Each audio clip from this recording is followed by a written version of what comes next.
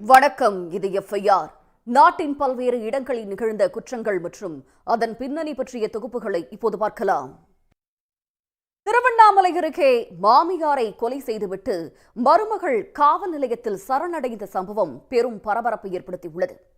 தாய் மாமாவை திருமணம் செய்த பெண் தாய் வழிபாட்டியான மாமியாரை கொன்றது ஏன்? உத்தரப்பிரதேசத்தில் போலி சர்வதேச காவல் நிலையம் தொடங்கி மக்களிடம் பணத்தை வசூல் செய்திருக்கிறது ஒரு கும்பல். 12ஆம் வகுப்பு பாஸ் செய்துவிட்டு இன்டர்போல் அதிகாரிகள் என்று புருடா விட்டவர்கள் சிக்கியது எப்படி? ஆஸ்திரேலியாவில் கணவனின் குடும்பத்துக்கு விஷக்காளான் சமைத்து போட்டு கொல்ல முயன்றிருக்கிறார் மருமகள். 4 பேரில் 3 உயிரிழந்திருக்கிறார்கள். பல வருடமாக திட்டம் போட்டவர் கொலையை அரங்கேற்றியது எப்படி? உத்தரப்பிரதேசத்தில் இளைஞரை கட்டி போட்டு கட்டிங் பிளேடால் பற்களை பிடுங்கி கை கால்களை உடைத்து கணவனும் மனைவியும் சித்திரவதை செய்திருக்கிறார்கள். கொடூர கொலைக்கு காரணம் என்ன? கரூர் அருகே கை கால்கள் கட்டப்பட்ட நிலையில் கிணற்றில் இருந்து நிதி நிறுவன உரிமையாளர் சடலமாக மீட்கப்பட்டுள்ளார். நிதி நிறுவன உரிமையாளரை கொலை செய்தது யார்? உத்தரப்பிரதேச மாநிலம் குருகிராமில் வலம் வந்த போலி IAS அதிகாரியை போலீசார் கைது செய்து சிறையில் அடைத்தனர். புருடா மன்னனாக வலம் வந்தவர் சிக்கியது எப்படி?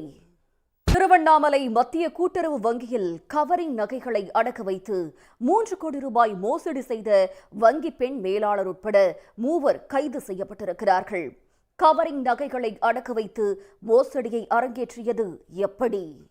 எஃப்ஐஆரில் தொடர்வது சிறிய இடைவேளை. மும்பையில் பிரிந்து சென்ற காதலனை சேர்த்து வைப்பதாக கூறி இளம் பெண்ணிடம் 16 லட்சத்தை மோசடி செய்த போலி சாமியார்கள் 2 கைது செய்யப்பட்டனர். இன்ஸ்டாவில் விளம்பரம் கொடுத்து பணம் நகையை சுருட்டியது எப்படி? சென்னையில் வாடகைக்கு குடியிருந்த ஹவுஸ் ஓனர் வீட்டிலேயே தங்க நகைகள் பணத்தை பெண் ஒருவர் திருடியிருக்கிறார். ஸ்கெட்ச் போட்டு சிறுக கொள்ளையடித்தவர் சிக்கியது எப்படி?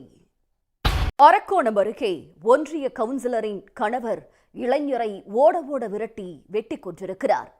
3½ மாத பகை உயிரை பறித்த கதை இது. எஃப்ஐஆர் நிறைவு பெறுகிறது. நன்றி, வணக்கம்.